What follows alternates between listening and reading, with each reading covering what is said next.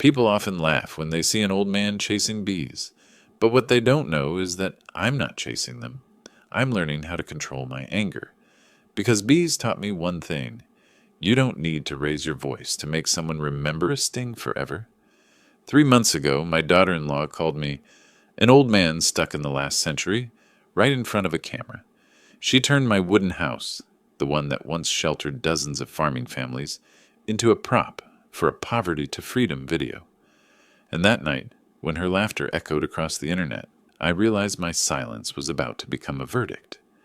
If you've ever been humiliated by your own family, ever been turned into a joke for someone else's views and clicks, stay, because this story will show you how a man can turn silence into justice, and how an arrogant smile can become the evidence of its own downfall. Before we begin, hit subscribe, turn on the notification bell, and write the name of your city in the comments below, so I know there are still people out there who believe justice doesn't need to shout, it only needs to be heard. Rain tapped softly on the tin roof of Phoebe Putney Memorial Hospital in Albany. Each drop slid down the fogged window like my heartbeat after the stent procedure. I opened my eyes to the smell of antiseptic and the sound of the monitor, trying to remember where I still fit in this world. September light was dim and gray, breaking into silver streaks on the wall. Then I heard familiar footsteps outside, the voice of my son, Miles Dawes. His tone was low, steady, trying to sound calm as he spoke to the nurse. Miles lives by numbers and plans, managing logistics for a transport company in Savannah. A kind man, and one who trusts his wife completely. Aubrey Lane. She used to work in PR in Atlanta, then quit to chase a Southern simplicity life online. An influencer preaching green and free living, and I had become her newest content. Amid the steady hiss of the blood pressure cuff, Aubrey's voice drifted in, soft, slow, detached. "Day 3 of freedom from the farm," she whispered, just enough for the iPhone microphone to catch. I didn't need to look to know she was tilting her head to the perfect angle, letting the hospital light trace her powdered face. "Mr. Franklin Dawes finally passed out, so we can talk about upgrading life." I lay still, not moving an inch, but every sense in me was razor sharp. She always spoke that way, half smiling, lowering her tone, turning contempt into insight. I remembered the first time I saw her lift her phone on my porch, filming my pecan orchard and beekeeping yard in Pine Creek, Georgia. She pointed at the old roof and half joked, "Ancestral home." In that instant, I knew what kind of person I was dealing with. "You wouldn't believe it," Aubrey told her followers. 200 acres of pecan trees and bee sheds, one wooden house, and a man who still writes numbers with a blue ink pen because it's tradition. We're selling everything, starting over in the city. $1,100,000. Freedom at a bargain. 1,100,000. I carved that number into my mind the way a beekeeper marks a pressure point in the hive. On the monitor, my heartline flickered, then leveled again. She sat in the corner tapping her phone, high heels clicking on the tile. Tick, tick, tick, like a knife against a honey frame. She looked at the camera, her eyes sharp and bright. Franklin still lives in 1950, thinks bees and pecans are the future when the world has synthetic flavors and Teslas. I don't hate him, I just want to help him evolve. I've heard many kinds of contempt, but rarely one delivered so sweetly. I've lived 70 years among bees, and I know, when disturbed, they don't swarm. They hold still. Silence is the strongest hive. I looked at the steel bar beside my bed. The light reflected 2 figures, Aubrey smiling at her phone and me, pretending to be motionless while recording it all. I slowly turned my hand, pretending to adjust the bed control, but really I brushed the phone beside my pillow. A tiny red dot blinked, the record light. She kept talking, unaware that every word was becoming evidence. She called Riley Noor, her friend who always urged her to escape the countryside. I heard a thin laugh on the other end. "Miles will agree. Aubrey said. I'll tell him his father isn't strong enough, that selling is good for him. He loves his dad, so he'll believe it. I smiled faintly, not out of joy, but understanding. She didn't want to kill me. She wanted to erase me from the map of the orchard and the hives I'd built with my own hands. The door opened. Miles stepped in, exhausted. What are you saying, Aubrey? Just a little video for followers, she said lightly. I'll delete it in 3 days. Dad said don't film here. He doesn't know. He can hear you. I kept my eyes closed, still as stone. Outside, the rain thickened. Aubrey played a soft piano loop and ended. When you dare to leave the past, you'll find the light. The door shut. I opened my eyes. The red line on the monitor went steady. I saved the file, named it Freedom, Ash from the Farm, .mp4. Thunder rolled in the distance, echoing against the metal frame of the heart pump. I heard my father's old words. When the bees stop flying, don't rush to burn the hive. Wait until they calm, then take the honey, gently. I leaned back. In the ache of my chest, something else was moving. Not blood, but awakening. In the next 3 days, Aubrey would think I was weak. Miles would think I was asleep. But tonight, when the monitor goes dark, I'll write. I'll redraw the map of a different flow. A honey stream that brings everything back to its proper sweetness and height. Because at my age, I don't need revenge. I only need justice. And justice, like honey, always begins in silence. There are sounds that, if you've lived long enough, will never leave your memory. The buzz of bees on a spring morning, the slice of a knife scoring a pecan tree's bark as sap seeps out slow as breath, and the scratch of a pencil marking the first line in an old notebook. Whenever I hear rain falling in Albany, I remember the spring of 1976, when I set my first bee box by the Kinchafoonee Creek. I was 33 then, newly quit from the local agricultural cooperative, with only $2,000 in savings and one thought in my mind. This land had to feed itself. People called me a dreamer, but I knew I was only doing what was right. Kinchafoonee Creek, back then, was just a small stream, clear enough to see every pebble. Old oaks whispered along the bank, and wild bees swarmed over the water.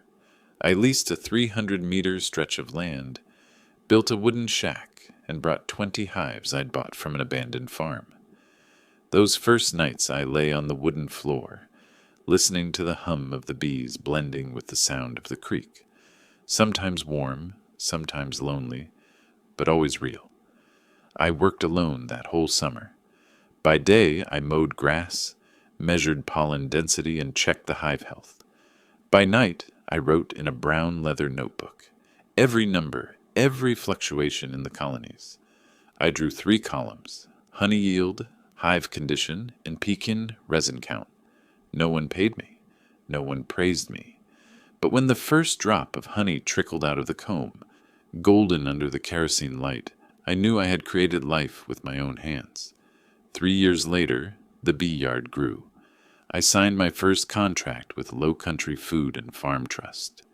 They said they had never seen a farmer who could self-run and deliver so consistently. 12 local families made a living through that network. On signing day, they shook my hand, eyes wet. You did what the government wouldn't even try. From that day, I learned silence can build what noise never will. I bought the land, paid $20,000, and built the wooden house on high ground between 2 young pecan rows. The desk I still work on now is made from that same sun-dried pecan wood. Not fancy, but true. Every cut, every grain line holds the history of my hands. In 1988, when Miles was born, I carved the letters MD into the house beam. I wanted my son to grow up among bees and honey, to know that small things can create the truest sweetness in life. I taught him to wear the net, to replace frames, to spot the queen by the glint of her wings. He only laughed, but I knew those sounds were etching themselves into his memory before he understood their meaning. Aubrey never understood that. The first time she came to Pine Creek, She looked around and asked, "Why keep this bee yard? It's old, hard work. Nobody needs it anymore." I simply said, "Because it's the only thing that owes no one." She laughed, thinking I was joking. In the metal cabinet in my office, I still keep the old notebook. Its cover cracked, pages yellowed with honey scent. Inside lies the entire history of Dawes Pecan and Honey Co., the founding day, the first contract, and the honey quality certificates. Every signature is a piece of my life and proof of everything I've built. I always told Miles, never brag about what you have. Let people discover its real worth on their own. He understood. Aubrey did not. To her, if it wasn't online, it didn't exist. Last night, after the hospital hallway lights went out, I sat up and opened the drawer. Inside was the brown envelope I'd mailed before being admitted.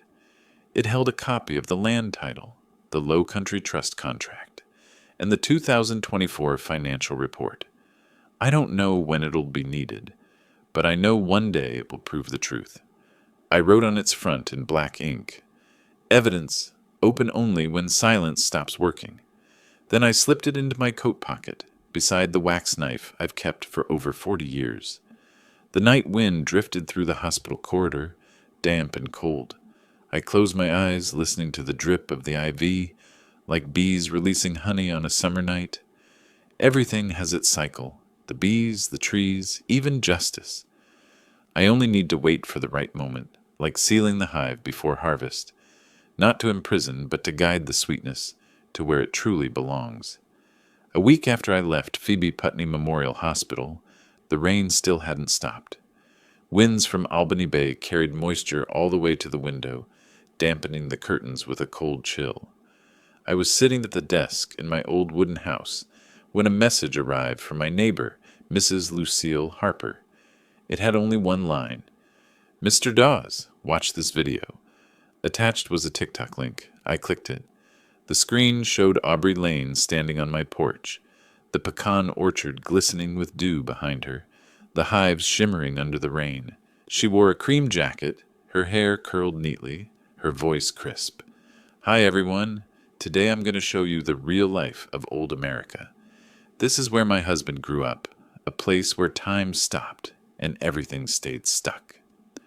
She spun once, panning the camera toward the tin roof, the fence, and the buzzing hives. "This isn't a simple life," she said with a half-smile.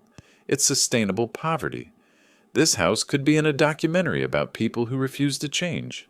The comments flooded like a broken hive. God, how do they live like that? Someone sponsor this girl to escape rural hell. Others joked, "Does the old man even have Wi-Fi?" I read them all, not angry, just cold. 3 days later, the second clip appeared. This time, Aubrey filmed inside the kitchen. I saw the pecan table, the old fridge, and the honey boiler I'd used for 30 years. "This is where dinner happens," she said. "This table must be from someone's grandfather's era. I have to use paper mats because they're not flat anymore." She laughed and turned to the person filming. "Get a close-up so the audience can see what real life looks like." The voice of the cameraman was unmistakable. It was Miles. "Don't go too far, Aubrey," he said. "It's just content, honey," she replied without looking back. In the final shot, Aubrey sat with a teacup of honey in hand. "I call this the Humble Living Challenge. Anyone who can spend 12 hours in this house without checking their phone wins." The comments exploded again. Some praised her authentic content, others mocked it. But the key thing, her followers tripled in 2 days. I started documenting. In my notebook, I recorded the date, upload time, title, view count, and link. I saved every video to a separate drive and numbered each file. Not because I feared they'd vanish, but because I knew someday they'd be evidence. Since quitting her PR job, Aubrey had spent all her time editing videos, writing captions, and signing ad deals. She called it content creation. I called it living off someone else's light. She didn't stop. She moved to Instagram using hashtags Southern Reality and Chias, Freedom from the Farm. Each video became more staged. She borrowed a drone from a friend to capture wide shots of the orchard, the hives, and the lavender field.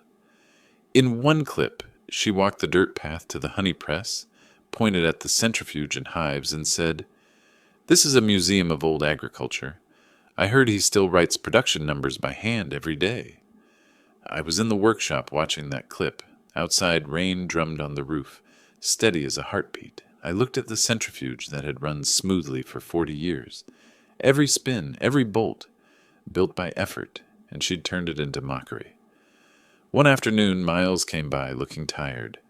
"Dad, Aubrey, went a bit too far." "I know," I said calmly. "She says it's just fun to boost engagement.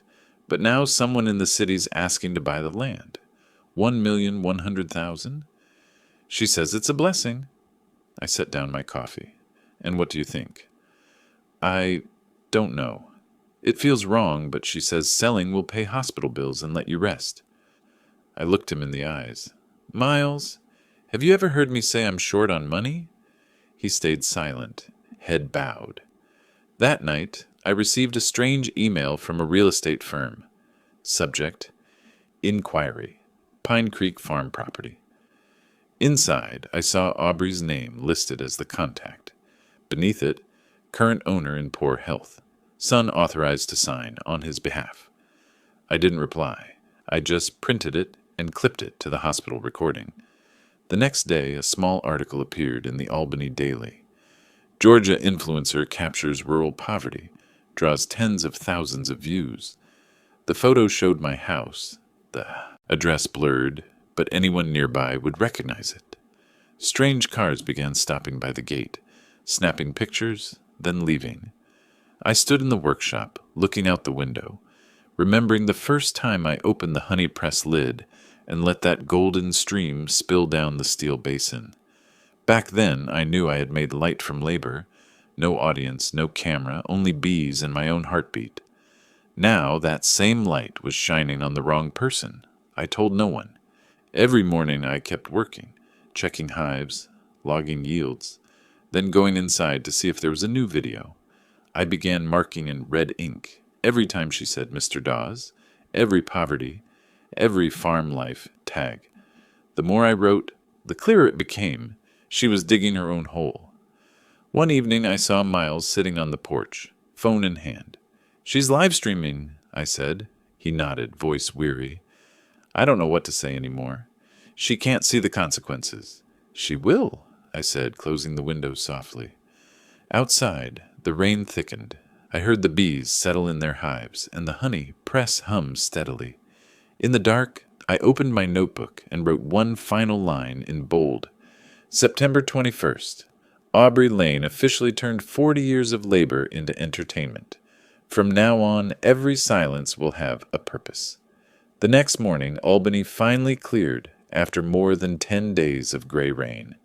The sun broke through a thin layer of clouds, and its light spilled over the tin roof of the honey press workshop in Pine Creek, coating everything in a pale gold hue like ripe honey. I carried my notebook to the porch and watched the bees glide along the pecan rows, their wings beating steady and low, like my heartbeat whenever my plans are clear. Over the past week, I'd gathered everything I needed: videos, recordings, photos, and the real estate email. But I knew that to turn it all into something of legal value, I needed someone who understood both land and law. The first name that came to mind was my old legal advisor, Dr. Samuel Kent, an old friend from the Georgia Department of Agriculture, now practicing law in Macon. We had worked together over 20 years ago on the Flint River Wild Bee Restoration Project. He was the only person I trusted not to ask why, but how much evidence. I called him that afternoon. The familiar, deep, steady voice answered, "Franklin, I heard you just got out of the hospital. Trouble with the hives again?" "I need to see you," I said. "Not about insects, about people." A pause. "My office is in Macon, but I can drive up? Still in the old house?" "Still here. Bring coffee. I've got something you'll want to see." That evening, as the sun leaned across the pecan grove, a silver Subaru stopped at my gate. Samuel Kent stepped out, rain still dripping from his jacket. I poured 2 cups of coffee and handed him a thick envelope. "What's inside?" he asked. "Evidence," I replied. He opened it and looked through each document, printed screenshots of TikTok videos, the hospital voice recording, the realtor email, a copy of my supply contract with Low Country Food and Farm Trust, and my bank statements. "You kept all the metadata?" he asked. "I did," I said, pointing to the external drive. "Dates, times, locations. Complete. Learned that habit back at the department." Samuel nodded. "Good. Step 1. Authentication. I'll draft an affidavit confirming the source chain so it's admissible in court. Step 2. Do you want to file an injunction to block any sale?" "Not yet. I want them to expose themselves first. When they think they've won, that's when I'll bring out the truth." Samuel smiled faintly. "Same old method. Wait for the hive to settle before taking the honey." "I'm just redirecting it," I said, "not breaking it." We sat until dark. The desk lamp cast a warm light across the pile of documents. Samuel flipped through each page, marking in red. "I see 3 layers here," he said. 1. Defamation and damage to reputation, easily proven through public content. 2. Attempted property fraud, if they proceed with the sale while you're still competent. 3. Elder abuse, exploiting a caregiving role to pressure a sale violates both civil and elder law. I didn't react, just noted in my book. September 26th. Met with Samuel Kent. Began legal authentication process. "And Miles?" he asked. "He's torn between love and obligation. I haven't said anything. When the truth surfaces, he'll have to choose." "And how do you plan to reveal it?" "Publicly," I said. "I'll let them introduce themselves." "And let the truth introduce me." Samuel put down his pen. "If you do that, be prepared. The crowd can't tell insult from content. You'll need a moment that silences them." "I have one," I said, pointing to the photograph on the wall, the pecan orchard and bee yard on opening day. "In October, the Low Country Trust is holding a fundraising gala. Aubrey's the guest of honor for promoting sustainable living. I've been their main sponsor for 8 years. If there's a place to talk about the real value of land and humanity, that's it." Samuel looked at me, half curious, half impressed. "You want to flip the board right where they think they're being celebrated." "I just want to shine the light where it belongs." He stood, packing the folder. "I'll prepare everything, affidavit, verification memo, notarized copies. And Franklin, remember this. No more videos, no press. From now on, let evidence do the talking." I nodded. "You know me. I don't speak until the hive is full." Before leaving, Samuel paused at the door. "Still writing production numbers by hand every day?" "Of course," I smiled. "Bees don't lie, and neither do numbers." The Subaru's taillights faded down the damp dirt road. I turned back inside, opened my notebook, and wrote the next line at the bottom. September 26th. The proof begins. Outside, the wind picked up, carrying the scent of honey and pecan leaves.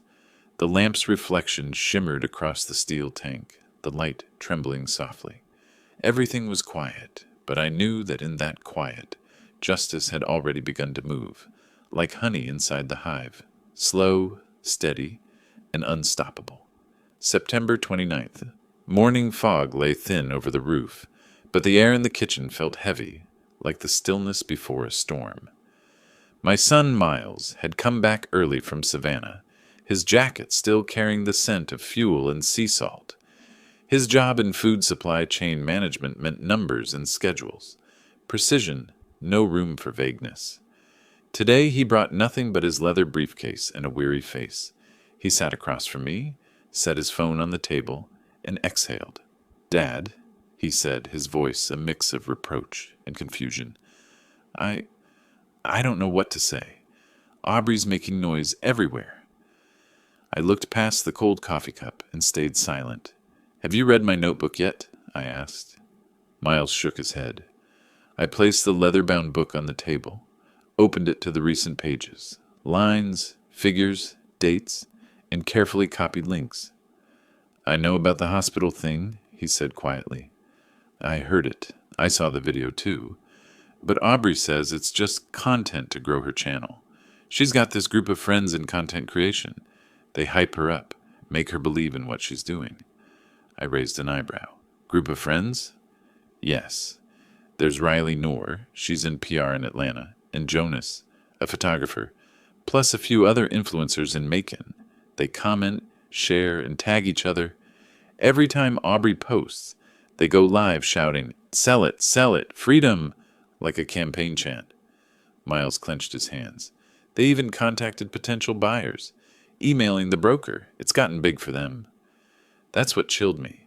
The insult no longer stopped at one video. It was reinforced by a public circle, turning mockery into social validation. Miles pulled another folder from his briefcase and set it on the table. I got an email from the realtor. They're proposing a walkthrough. Some investors from Atlanta want to see the place, offering $1,100,000. They plan to come on October 5th. His voice went dry. If the process starts, there could be an offer, then escrow. I don't want to do it. But Aubrey says our son deserves a better life. I listened. My heartbeat stayed steady, not from fear of losing property, but from knowing the mechanism. Once an offer's made, everything slides fast. Escrow, wire transfer, notarization, words carrying the weight of an administrative machine that often values speed over conscience. Miles looked up, meeting my eyes. Dad, I read the papers you keep in the cabinet. The company accounts, payroll, sheets, the foundation letters. I had no idea you were handling that much. Why didn't you ever tell me? I tilted my head toward the window where sunlight filtered through the blinds, and answered slowly. Because if you say it too soon, people think you're bragging. I didn't hide it to keep secrets. I just wanted peace. I pushed the file toward him and opened it to the first section. This is Dawes Pecan and Honey Co., the honey and pecan operation I founded in 1994. It now has 31 employees, 8 full-time in the processing plant. Monthly payroll is about $110,000. Average quarterly profit, $280,000. I turned to another page. Here's Sweetwater Farms Collective, the cooperative I co-founded in 2019. Over 160 acres, a processing facility, cold storage, and 45 employees. I let management handle daily work, but every supply contract, cost, and maintenance invoice goes through my office. I pointed to the next column. And this is Dawes Community Foundation, the charity I started for rural students and elderly residents in the Albany area. It disperses more than $700,000 each year, funded entirely by profits from those 2 operations. And see this line at the bottom? Low Country Trust, the distributor that supplies honey and pecans to supermarkets in Savannah, Charleston, and Jacksonville. They've been buying from me consistently for 15 years. I paused. I'm just the coordinator, not boastful, not loud. But if you total it all, land, facilities, equity, and foundation, the current value stands around $46 million, with over $550,000 in monthly revenue. All legal, all taxes paid. I just never wanted to be measured by numbers. Miles sat frozen, his hand on the table as if steadying his breath. I didn't realize you'd built an entire system and still lived so simply. I gave a faint, tired smile. Because sometimes words make people judge by noise. I work in silence so the work can speak for itself. Real worth isn't in balance sheets. It's in knowing that when the time comes, you can stand firm on what you've built. September 30th. Morning fog rested lightly on the roof, but the air in the kitchen was heavy, like the hush before a storm. My son exhaled sharply. I'm sorry, he said. I listened to her talk about a new life, about sponsorships and ad deals. I believed her. I thought supporting her meant supporting family. That moment, when a son stands between a wife who promises material change and a father who carries a lifetime of unspoken work, is a turning point. Miles placed his hand on the open notebook, his fingers tracing the numbers. "I don't want to hurt Aubrey," he said softly, "but I can't let her destroy everything you've built." I looked at him, remembering the days I taught him to replace frames, scrape wax, and the times, as a boy, he'd listen to the hum of the hives and ask, "Dad, why don't you sell the honey to big companies to make more money?" I wanted him to understand that love isn't always blind agreement. "You have to choose," I said firmly, between the haste driven by her friends' applause and the family that built all this with its own hands. Miles was silent for a long moment before answering, "Dad, I'll stand with you. But how do I stop them now?" I opened my laptop and handed him a set of documents that Samuel Kent had preliminarily notarized. The list of assets, a copy of the Low Country Trust contract, the hospital recording with full metadata, and proof showing that Richard and Helen Lane, Aubrey's parents, were on the payroll of Sweetwater Farms Collective, a company registered under my ownership. I had paid their salaries for 3 years through the management firm, so every pay stub, tax form, and employment contract bore my signature as principal investor. Everything was in that folder, along with the bank receipts. "You won't need to stop them with force," I said. "You just need enough evidence, and to be in the right place when they expose themselves." Miles looked at the screen, then out the window, where clouds still gathered. "They scheduled the walk-through for the 5th, he repeated. "And the gala you mentioned to Samuel?" He frowned. "It's on October 12th. I nodded. "Yes, they'll all be there. Aubrey thinks it's her stage to shine in front of the green crowd. I've sponsored that foundation for 8 years. If we choose our moment, we can make the light hit exactly where it should." Miles lowered his head, then suddenly gripped my hand. "Dad, I'll go online and delete every post I've made about the sale. I'll tell the realtor to halt all procedures, and I'll call Riley Knorr to make her stop pushing. They treat this like a game." I felt the tremor in his hand, not from fear, but from a new resolve forming inside him. The tremor of a man waking up from a long delusion, unsteady but real. "Do it," I said, "and when they come for the walkthrough, you'll be here with me." He stood, his hands still shaking, but his eyes clear.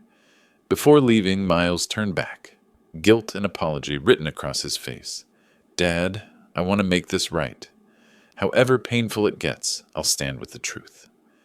As the door closed, I called out, "Miles!" He turned. "Yes?" "Gather everything you can find, emails, screenshots, messages. I need them organized." He nodded. Then, in the quiet peace of that afternoon, I wrote a new line in my notebook. September 30th. Miles declares his loyalty to the family. Walkthrough set for October 5th. Gala set for October 12th. Outside, Aubrey's circles still cheered her on, but I knew one thing. When a drumbeat rallies a crowd, that same drum will echo louder when the truth arrives. And we had begun the countdown. That night, when I checked my inbox, a new message from the realtor appeared. "Confirmed. Pine Creek walkthrough, October 5th, 10 a.m. We'll bring 2 potential buyers." I looked at the date on the screen, then toward the window where the sky was fading to dusk. A strange mix of cold and warmth filled me. Cold from the pressure of time, warm from knowing my son had chosen the right side, and this time our silence would not be in vain. October 2nd, the morning was dry and cold, sunlight slanting across the pecan rows around the honey press. I woke early, started the coffee, and replayed the old recording on my phone. Aubrey's voice was still clear, each phrase, freedom from the farm, like a pin in the ear. But I no longer felt anger. I heard it as a document, as evidence. Miles came in, his coat slung over his shoulder, tense. "Dad, Samuel Kent called. He says we need to meet to finalize the last draft." "When?" I asked. "This noon, at his Macon office." I nodded. "Let's go. The sooner the better." On the drive, my son was silent. I knew what he was thinking. On one side, a young wife live-streaming about a new life. On the other, a father gathering records for what the world would call a public unmasking. I let him carry that silence, because silence can be the space where reason surfaces. Samuel Kent's office sat on the third floor of an old brick building with engraved glass. Kent and Merritt Legal Associates, corporate and civil law. He rose when we entered, still holding a thick file. "Franklin Miles," he said, "everything is proceeding to plan. I've completed the evidentiary packet of 47 pages, with all audio files, videos, and copies of company documents." I sat and signaled for him to continue. "Part 1, Samuel said, is the financial report. Dawes Pecan and Honey Coat, Sweetwater Farms Collective, Low Country Food and Farm Trust Contracts, and Dawes Community Foundation. I had attached tax reconciliations so that when you go public, no one can question the legal provenance." Miles lowered his head as he listened. "Part 2 is the digital evidence. The hospital recording with metadata timestamps, sealed TikTok and Instagram copies preserved through e-discovery services to ensure admissibility. Part 3 is the employment contracts for Richard and Helen Lane, Aubrey's parents, bearing your management's signature," I asked. "And the final part?" Samuel smiled slightly. "The final part is what I call the quiet ledger, your personal notebook. It has no direct legal value but moral weight. Once the public hears you say, 'I don't seek revenge, I only protect 40 years of labor,' they will side with you." I glanced at Miles. He sat with his hands clasped, his eyes a mixture of admiration and fear. "And Aubrey?" I asked. "Still posting?" Samuel nodded. "Yes. Yesterday she live-streamed with Riley and Jonas. They called the gala the launch for Aubrey Lane's personal brand." I extracted the clip. She said plainly, "When they see me standing alongside sponsors, no one will dare call me a wife subsisting on her husband." Miles clenched his hands. "That line shamed me, Dad." I put a hand on his shoulder. "You are not ashamed. She is misrepresenting herself, and people will see that soon." Then I added slowly and firmly, "Miles, some lessons people only learn by stumbling. If we drag her out of life immediately, that is revenge. If we let her face the consequences of her choices, she has a chance to reflect, repent, and grow. I do not want to destroy anyone. I want her to understand gratitude and respect. Sometimes the best teaching is letting someone live the fallout and awaken to it." Samuel opened his briefcase and handed over a small USB. "This is the presentation. On gala night, I will be in the tech room to ensure the file plays smoothly. I also contacted Richard Coleman, chairman of the Low Country Trust Foundation, to place your name in the program to speak at the end." "Did you say I would speak?" I asked. "Not yet. I only suggested you might want to give a brief thank you. If needed, I'll notify them that afternoon. You just need to nod." I nodded. Miles said quietly, "Dad, if this goes public, I worry Aubrey's mother will be shocked, and her friends will turn everything into a meme." I looked out the window. "Miles, social media throws stones anonymously, but justice needs a real signature. We will follow the process and not shout." Samuel agreed. "Everything you've prepared is lawful. We need only one gala, one speech, and one projection. The rest we let them react to." We left the office by late afternoon. The Macon wind whipped down the corridor, carrying the smell of wet wood and earth from the plain. Miles was silent until we neared home. "Dad," he said, "Aubrey posted a dress photo. 5,000 people liked it. Her caption, 'I stepped out of the darkness of poverty.'" "Do you see the irony?" I answered softly. "No, son, because she still does not know what true light is." That evening I spent 3 hours in the workshop. Under the yellow lamplight, I organized the files into stacks, numbered them in order, and labeled them with colored tags. 01, Assets 02, Evidence 03, Witnesses 04, Presentation.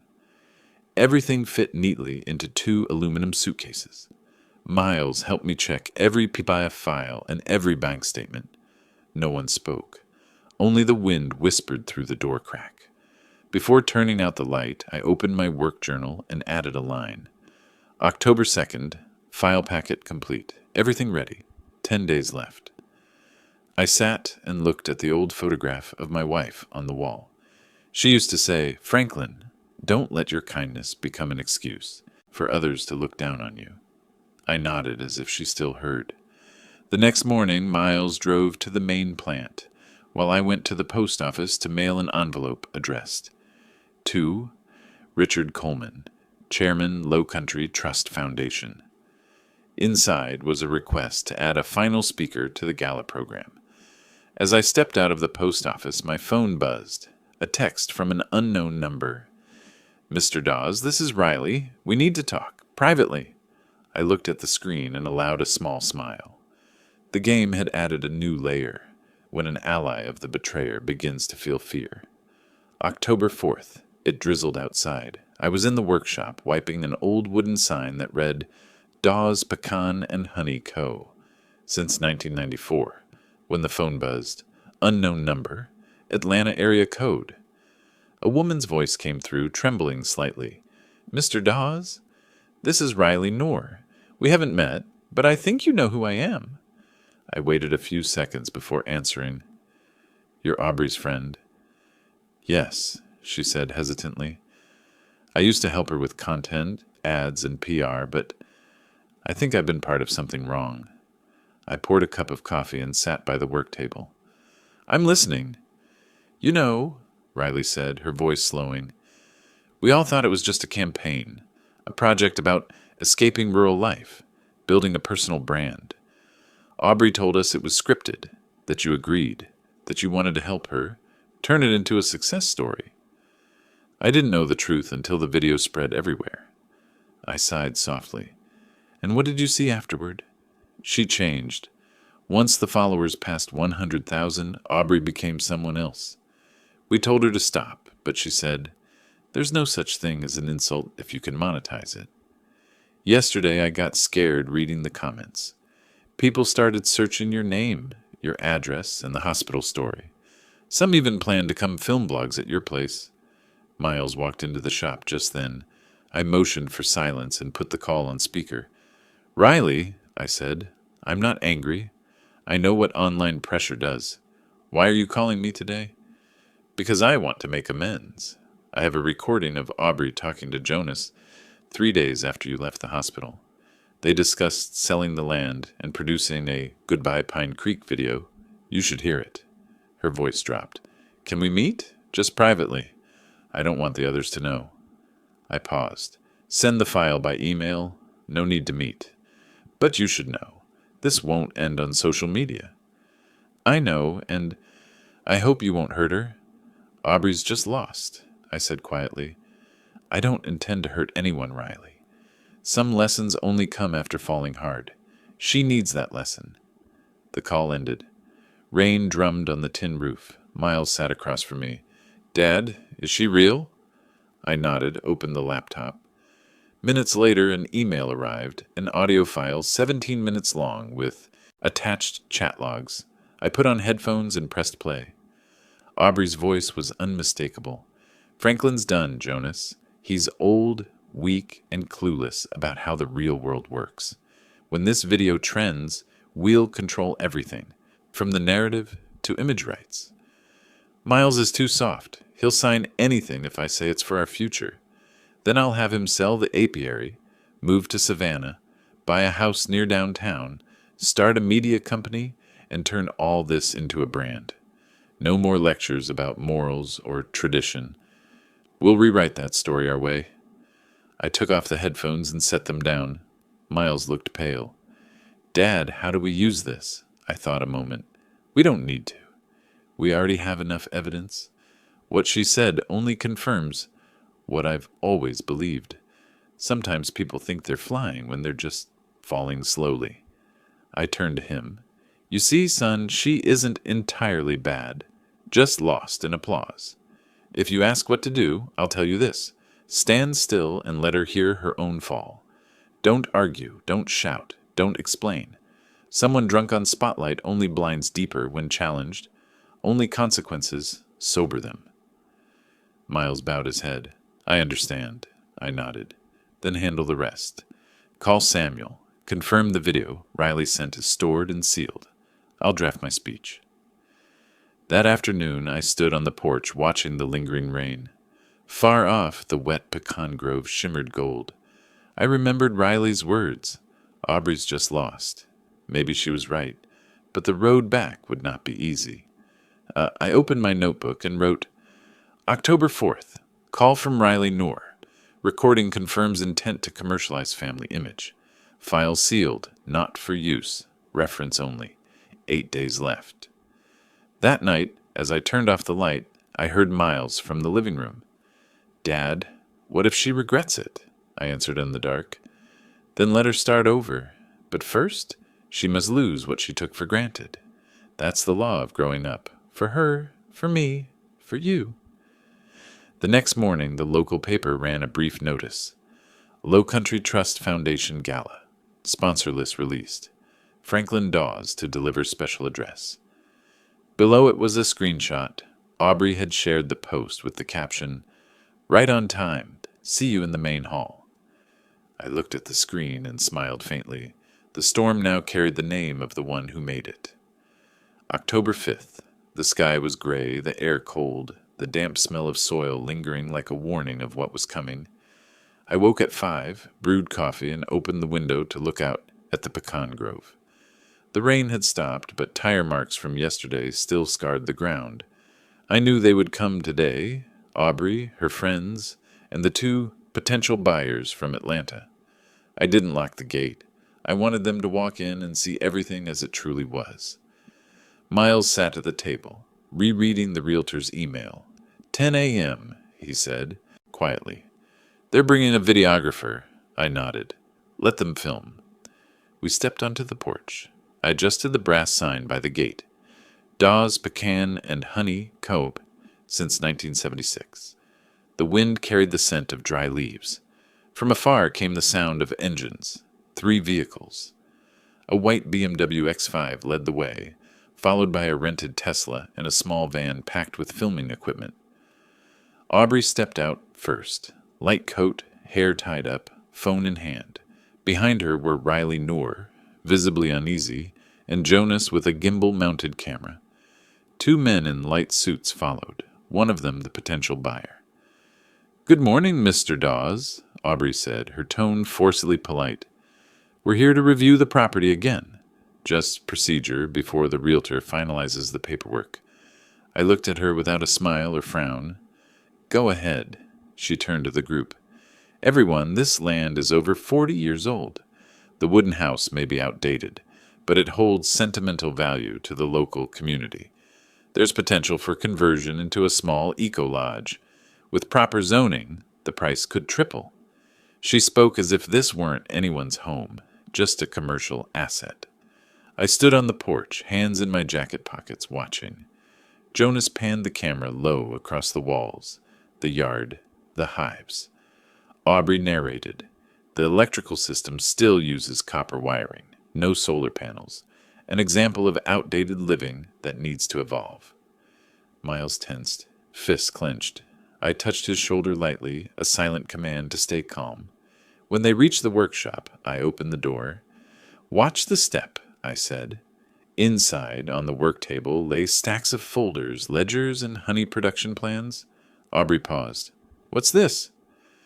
Records from Dawes, Pecan, and Honey Co., I said. 31 employees, 2 operating facilities, a 3-year contract with Low Country Trust, and the state of Georgia. Would you like to see them? Aubrey flinched. One of the buyers looked around. The company operates here. Since 1994, I replied. Last quarter's revenue was $280,000. The group fell silent. Riley swallowed hard. Jonas lowered the camera. Miles looked at me, eyes bright. Aubrey tried to smile. I didn't realize you were still running things here. I thought it was just a few peckin' trees and beehives. I only do what I understand, I said softly. But sometimes others don't understand what they're doing. The air thickened. One buyer whispered to the other, "I don't think this is an unused property." They exchanged uneasy glances. Aubrey shifted tone. "We're only filming reference footage, nothing more." I nodded. "I know, just make sure when you post it, the caption's accurate. A privately operated company, not abandoned land." She pressed her lips together. Riley looked down. Jonas glanced around and muttered, "We should go." They returned to their cars. Miles stood by the door and said quietly, "Aubrey, Dad never signed any authorization, and if you plan to come back, do it legally. You know what that means." She turned, her expression caught between confusion and fear. "Are you threatening me?" "No," Miles said. "I'm just stating facts." She bit her lip and turned away. As the cars pulled out, I heard Jonas tell Riley, "I'm not filming anymore." The grove was empty again. The engines faded. Only wind and the smell of cold coffee lingered on the porch. Miles sat on the steps in silence. I stood beside him, watching the wet road stretch away. "Dad," he said after a long pause, "I think they'll still try something." I nodded. "Maybe." But today they saw what they never understood before. Real work doesn't need defending with words. I took out my notebook and wrote, "October 5th, walkthrough complete. No confrontation. They left. Video confirms ownership." Then I told him, "Miles, remember this. Sometimes silence isn't just a weapon. It's a mirror. Look long enough, and people will see themselves." He nodded. Overhead, the clouds began to part, revealing the first pale light of afternoon. I knew the storm wasn't over. It was merely changing course toward a louder stage. The gala on October 12th. That evening, Samuel Kent called. "Franklin, I just received the formal invitation. You're listed as the closing speaker, right after the Environmental Project Awards." I replied briefly, "Good. Keep the schedule. 7 days left." Before hanging up, Samuel added, "Oh, and rumor has it, Aubrey's getting a live interview at the gala. Be ready." I looked out at the rain-cleared pecan field and said slowly, "I don't need to be ready. The one who builds the stage always knows when the lights will go out." October the 12th. The afternoon in Savannah was dim and cold, a thin mist drifting over the streets around Low Country Trust Hall. Inside, the chandeliers were already lit, scattering gold reflections across the marble walls. I arrived early, not out of impatience, but to see this room one more time, the way a man does when he once helped build it with his own money. Miles came with me. He wore a gray suit, his tie neatly straightened. I looked at him and nodded slightly. "Don't worry," I said. "We're not here to fight. We're here to tell the truth." The grand doors opened. Guests began to enter.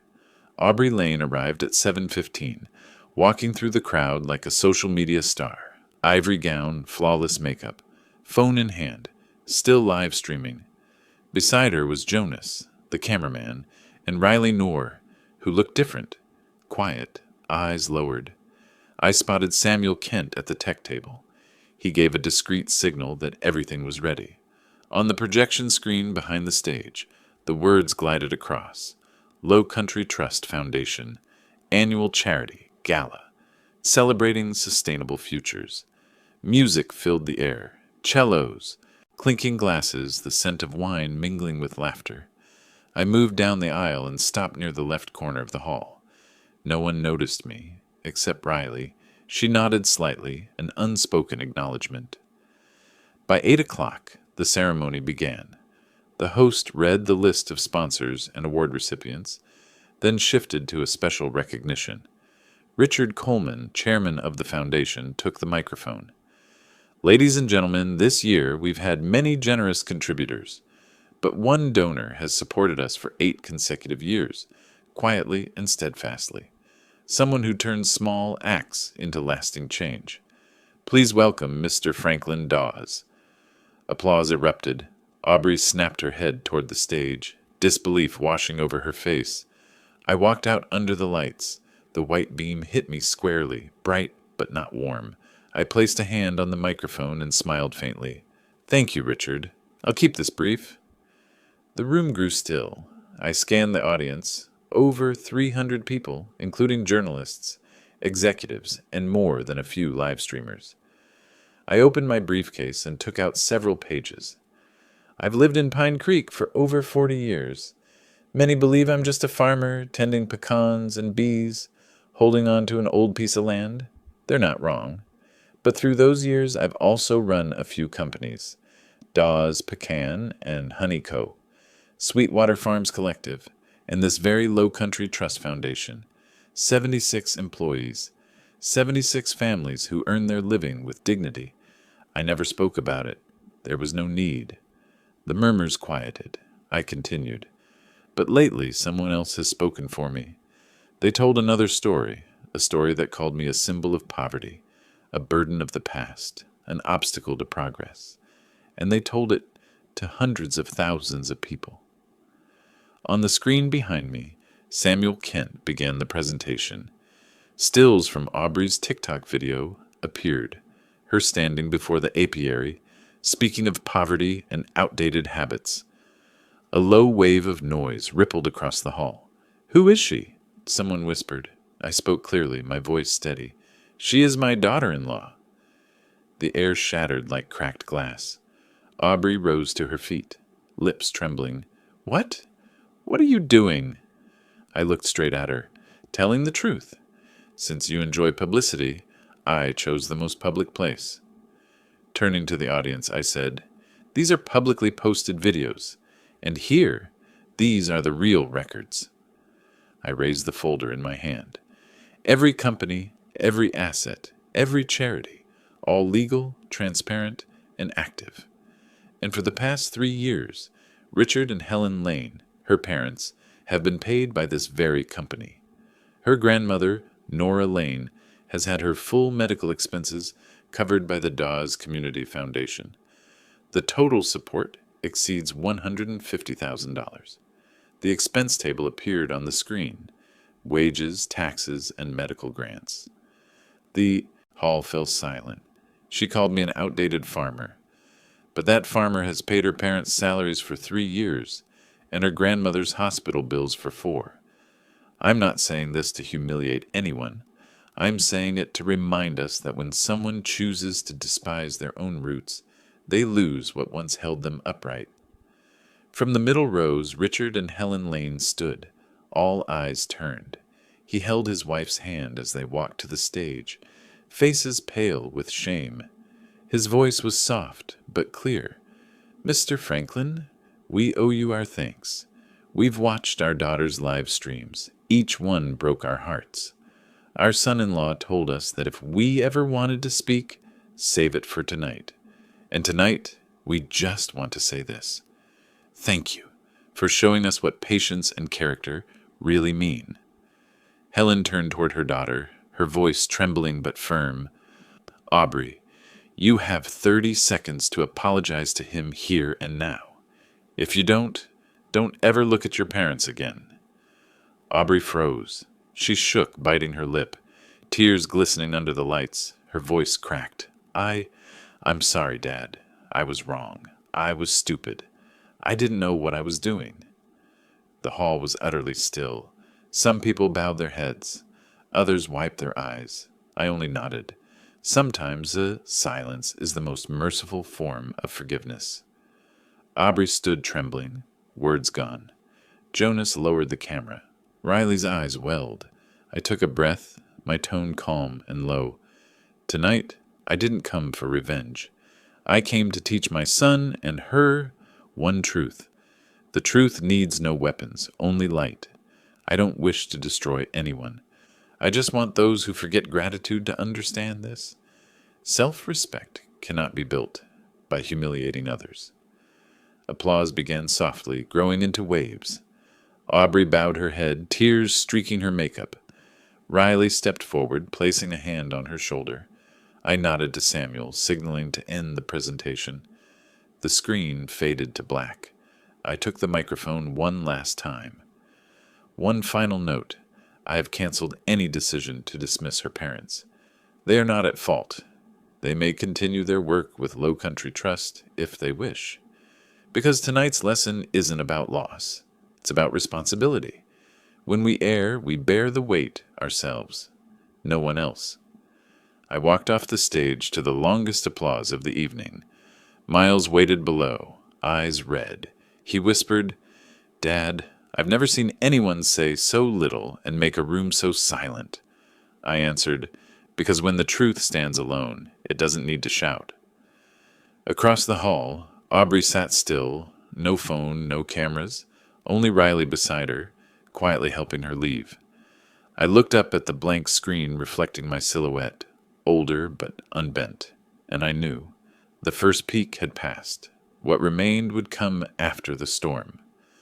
The next morning, Georgia newspapers all ran the same headline. Charity Gala Shock in Savannah. Beekeeper exposes influencer daughter-in-law's lies. Chooses forgiveness over revenge. Beneath it was a photo of me shaking hands with Richard Coleman and a caption that read, "Franklin Dawes, the farmer who chose light." I folded the paper and set it on the table. Outside, sunlight returned after days of rain. But inside, I knew the story wasn't over. Truth doesn't end with triumph. It continues in how people choose to live once they've been illuminated. October 13th, the air in Savannah was colder than usual, the scent of damp soil still clinging to the breeze. The first sunlight filtered through the pines, soft and sad like a memory. I made coffee and turned on the radio. Moon River played, each note slow and quiet, like the breath of someone who has lost too much. I thought the day would stay peaceful, but near noon the sound of an engine broke the calm. A silver sedan stopped at the gate.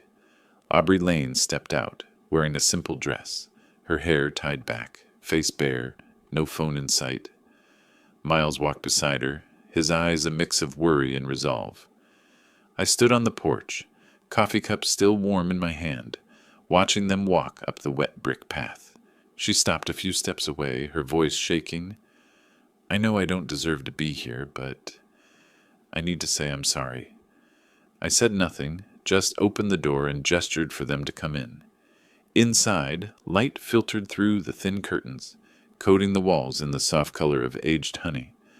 Aubrey sat on the edge of the couch, hands clasped tight. Miles stood behind her. Silent, she spoke, voice trembling like a frayed string. "I was wrong, Dad. I got caught up in things I thought were opportunities. I believed that if I proved myself better, I'd earn respect. But I chose the wrong way. I insulted the one person who deserved it least. No words can fix that, but I truly regret it." I remained quiet. The sunlight slanted across her tear-reddened eyes. Miles stepped forward, voice steady and low. "Dad, I love her. Even after everything, I still believe she can change. But I also know love can't be blind. I'll give her time to face herself. If she doesn't, I'll choose family over love." Then he knelt, his trembling hand resting on my knee. "Dad, please be generous. You taught me justice doesn't need noise, and I've seen that. But today I'm asking you, if there's still space in your heart for forgiveness, give her a chance to prove herself." The room fell into thick silence. I looked at my son, steadier than ever, and at my daughter-in-law, small, shaking, her head bowed low. I placed a hand on my son's shoulder and spoke slowly, clearly. "Miles, everyone makes mistakes when they're young. But what matters isn't hiding them, it's learning from them. Remember this, never judge people by appearances. Some values lie deeper than money or fame. She'll have to learn that herself. No one can teach it for her." Aubrey lifted her head, tears falling freely. "Dad, I understand. I don't expect forgiveness right away. I just hope for a chance to make things right." I shook my head gently. "The chance will come, but not today. Forgiveness is a reward for real change. Today you should leave, not in shame, not in fear. Just live and prove through your actions. When you understand the worth of gratitude, that's when we'll meet again." She bowed her head, voice breaking. Thank you, Dad, Miles added, eyes red. Thank you, Dad, for teaching me how to be a man. I nodded. Go now. No more words. Sometimes silence is how we begin again. They stepped onto the porch. The wind carried the scent of young pecans. Aubrey turned once more to bow her head. Miles took her hand. Together they walked to the car, their shadows stretching long across the gravel path. I watched until only dust and sunlight remained. Returning to my desk, I opened my notebook and wrote, October 13th, they came. Apology made. No resentment. Forgiveness. Later. Lesson begun. I set down the pen and looked out of the window. The late light spread over the pecan grove, warm and still. Justice, in the end, isn't victory. It's the calm that allows you to teach kindness again. A week later, a letter arrived from Riley Knorr. If you're reading this, please know that because of you, I have learned that the silence of an honest person carries more weight than 1,000 excuses. I folded the letter, placed it beside my notebook, and stepped onto the porch. The bees were flying over the grove, sunlight catching on their small, shimmering wings. Everything had found its place again, like honey after rain finding its way back to the hive. October 20th. The sky over Georgia was clear as crystal after days of cold. Morning mist lay across the pecan rows, and sunlight filtered through each branch, shining on the quiet hives along the wooden fence. I stepped onto the porch, coffee cup in hand, and took a long breath. The dampness was gone, replaced by the faint scent of honey, the smell of life, of the circle returning to its start. In the workshop, the old wooden crates were stacked neatly, the sign Dawes Pecan and Honey Co. freshly cleaned. I replaced the tarp, set my late wife's old radio on the table, and played Moon River once more. That voice, after all these years, still flowed like a gentle stream through the heart. Around noon, Miles came home. His pickup stopped at the gate. He stepped out, shirt dusted from the road, holding a wooden box. Inside were a few new wax frames. He smiled, shy, but calm. I figured I should start again from the smallest thing, Dad, he said. I nodded. And you know, hives are never lost. They just need peace to rebuild. We worked through the afternoon in silence. Only the buzz of bees, the knock of wood, and the scent of fresh honey filled the air. When the sun began to set, its gold spread across the orchard. I looked toward the pines and the distance. A week ago, that was where the storm had raged. Now the wind still blew, but without the cold edge. That night, I sat at my desk and wrote the final line in my notebook. October 20th, the hive returns. No anger remains, only the lesson learned. Justice is not retribution. It is the restoration of order within hearts, within families, and within our small world. I closed the notebook, then wrote another passage. For anyone listening to this story, if you have ever been humiliated, dismissed, or mocked for your silence, remember, silence is not weakness. It is the language of those who trust that time and truth will speak for them. If someone has made you doubt your worth, don't respond with rage. Respond with steadiness. Because in the end, victory doesn't belong to those who shout the loudest, but to those who stand the firmest. And if you've ever lost faith, remember this. Gratitude is the only road that leads us back. No fame, no fortune can replace two things: kindness and the memory of what your own hands have built. Outside, the bees began to return to their hives. I watched them, small, resilient, each one carrying pollen, rebuilding the world through movements no one could hear. And I thought, people are the same. We don't need to yell to prove we're right. We just need to keep doing what's right and let time turn our efforts into honey. Before turning off the light, I wrote one last sentence, not for myself, but for anyone who's walked through the darkness of betrayal. Silence is honey. Justice is light. When the two meet, the heart begins to heal. If you're hearing this and carry a wound from family, from someone you trusted, or from your own past, share it. Tell me where you're from, because I believe whether you're in Texas, Maine, Oregon, or here among the pecan groves of Georgia, we all share one truth. Justice may come late, but it never loses its way. And if you believe that, stay with me, because I still have many stories to tell of people who thought they'd lost everything, only to find themselves again in the light of truth. Thank you for listening. This is Franklin Dawes from the Pecan Orchard, where even silence knows how to tell the story of justice. If this story touched you, subscribe, turn on the bell, and leave the name of your city, so I'll know that somewhere out there are still people who believe justice may come late, but it never loses its way.